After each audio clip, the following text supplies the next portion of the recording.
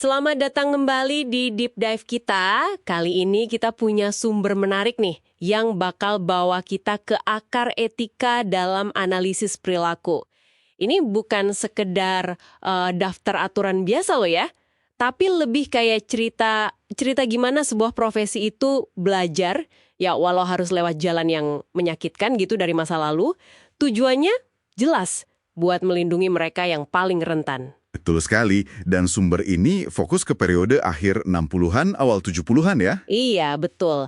Masa-masa awal antusiasme sama yang namanya modifikasi perilaku. Waktu itu kedengarannya menjanjikan banget bisa bikin perubahan cepat gitu. Tapi ternyata, malah membuka pintu buat penyalahgunaan yang, wah, ngeri juga ya. Terutama dampaknya ke penyandang disabilitas perkembangan. Oke deh, mari kita mulai bongkar pelan-pelan. Iya, yang perlu digarisbawahi di sini, gimana niat baik kalau nggak ada panduan yang jelas, nggak ada pengawasan, malah bisa jadi berbahaya banget. Sumber Anda ini menggambarkan periode di mana banyak permunculan orang-orang yang ngakunya behavior modifier. Behavior modifier dadakan gitu ya? Iya, bisa dibilang gitu. Banyak yang kualifikasinya, ya, dipertanyakan lah. Fokusnya cuma gimana caranya manipulasi konsekuensi. Misalnya, kasih hadiah kecil-kecilan kayak permen, sereal, atau sebaliknya, hukuman yang sifatnya aversif. Aversif itu maksudnya yang nggak ngenakin gitu ya? Kayak gimana contohnya? Nah, sumbernya nyebutin contoh ekstrim kayak pakai saus pedas. Hah? Saus pedas? Iya, dan ini sering kali dilakukan tanpa pemahaman mendalam soal kenapa perilaku itu muncul atau apa efek samping jangka panjangnya. Wah, ini ngeri sih. Dan ini kayak yang membawa kita ke titik paling kelam ya. Skandal Sunland Miami tahun 1972 itu. Sumber Anda ini benar-benar ngasih gambaran yang suram banget soal Sunland Training Center di Florida itu. Iya, memang. Investigasi di sana mengungkap adanya pelecehan yang sistematis. Dan ironisnya, ini terjadi di bawah program yang namanya bagus banget, Divisi Prestasi.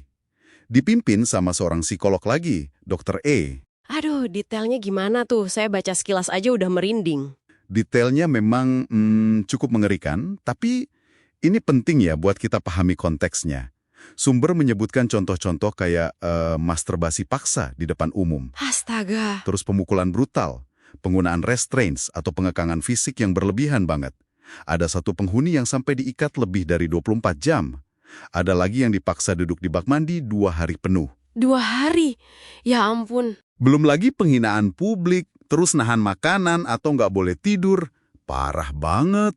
Dan yang bikin makin gak habis pikir, katanya ini sistematis. Disetujui atasan, dicatat pula. Nah, itu dia. Investigasi menemukan polanya begitu. Disetujui supervisor, bahkan ada catatannya. Tapi yang paling penting, praktek-praktek ini sama sekali nggak punya dasar di literatur modifikasi perilaku yang beneran, yang sah gitu. Jadi ini bukan penerapan teori yang salah, tapi emang udah nyimpang jauh ya? Bisa dibilang gitu. Sumbernya menyoroti 2 hal. Kurangnya pengawasan dari luar yang efektif, sama apa yang disebut penyimpangan perilaku staf. Jadi bukan cuma soal stafnya kurang terlatih, tapi ada indikasi mereka sengaja menyimpang dari prosedur dalam lingkungan yang akuntabilitasnya minim banget. Bener-bener titik terendah ini ya. Tapi, nah ini dia, di sini justru ceritanya jadi menarik banget kan. Skandal ini separah apapun ternyata jadi pemicu perubahan besar. Betul. Alih-alih bidang ini langsung dilarang atau dibubarkan gitu ya? Iya, justru Florida malah membentuk komite ahli. Dan rekomendasinya itu penting banget. Apa aja tuh rekomendasinya? Kalau dari sumbernya, yang utama itu perlunya advokasi independen buat klien, terus tinjauan sejawat profesional buat semua program perilaku, sama larangan tegas buat hukuman-hukuman aneh dan kejam kayak tadi itu. Nah, ini poin krusial. Dan Florida beneran loh menindaklanjuti itu. Nggak cuma wacana. Sumber Anda menjelaskan gimana mereka membentuk komite tinjauan sejawat negara bagian, namanya PRC, Peer Review Committee. Komite ini yang kemudian menetapkan pedoman-pedoman ketat. Oh, jadi ada langkah konkretnya ya?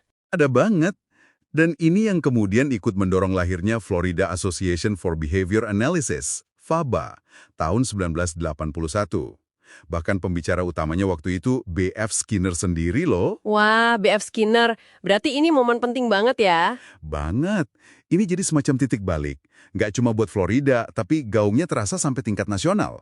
Pengawasan, pedoman yang jelas, penilaian publik, itu jadi standar baru. Oke, jadi kalau kita tarik benang marahnya nih, apa artinya semua sejarah kelam ini buat Anda yang mungkin baru mau belajar atau udah berkecimpung di analisis perilaku hari ini? Ini nunjukin kalau fondasi etis ABA yang kita pegang sekarang, prinsip kayak kepentingan klien nomor satu, praktek harus berbasis bukti, soal kompetensi, persetujuan tindakan atau konsen, itu semua nggak ujuk-ujuk ada gitu aja ya. Tepat sekali. Itu nggak lahir di ruang hampa. Prinsip-prinsip itu ditempa, dibentuk langsung dari pengalaman pahit dari kasus nyata kayak Sunland ini. Contohnya nih, kegagalan di Sunland buat memahami fungsi perilaku, kenapa seseorang melakukan sesuatu, dan malah main kasih hukuman aja, itu secara langsung memperkuat kenapa sekarang kita wajib banget pakai asesmen fungsional dan praktek berbasis bukti. Jadi ada pelajaran langsungnya ya. Iya, terus kengerian soal pelanggaran hak dan martabat di sana, itu yang bikin sekarang penekanan pada konsen, persetujuan tindakan, dan hak-hak klien jadi kuat banget di kode etik modern. Makanya, organisasi kayak BACB, Behavior Analyst Certification Board, yang berdiri tahun 98 itu, mewajibkan banget pemahaman kode etik ini buat sertifikasi. Dan kode etiknya pun terus diupdate loh, belajar terus dari pengalaman dan riset baru. Intinya berarti komitmen buat jangan merugikan atau do no harm ya. Betul. Dan nggak cuma pasif nggak merugikan, tapi juga aktif berusaha meningkatkan kualitas hidup klien. Warisan Sunland itu jadi pengingat yang kuat banget soal tanggung jawab besar kita kalau punya kemampuan buat mengubah perilaku orang. Harus waspada terus secara etis. Oke, deep dive kita udah hampir sampai di penghujung nih. Kita udah lihat ya, gimana dari bisa dibilang puing-puing skandal Sunland akhirnya lahir komitmen yang jauh lebih kokoh pada praktek etis dalam analisis perilaku. Lengkap dengan mekanisme pengawasan, standar profesional yang jelas. Iya, sumber Anda ini benar-benar memetakan evolusinya dengan baik ya. Dari praktek yang dulu mungkin agak serampangan, jadi profesi yang sekarang lebih terstruktur dan akuntabel. Dan ini mungkin memunculkan satu pertanyaan penting buat kita renungkan bersama. Benar, dan mungkin ini bisa jadi bahan pemikiran buat Anda di rumah juga, mengingat betapa kuatnya ya intervensi perilaku itu bisa mengubah hidup seseorang. Terus gimana caranya kita, entah sebagai praktisi, peneliti, atau bahkan sebagai masyarakat, bisa terus menyeimbangkan dorongan buat terus berinovasi, mencari metode yang lebih efektif, tapi di saat yang sama tetap memegang teguh kewajiban etis kita yang paling dasar, yaitu untuk selalu melindungi martabat dan menghormati hak setiap individu yang kita layani.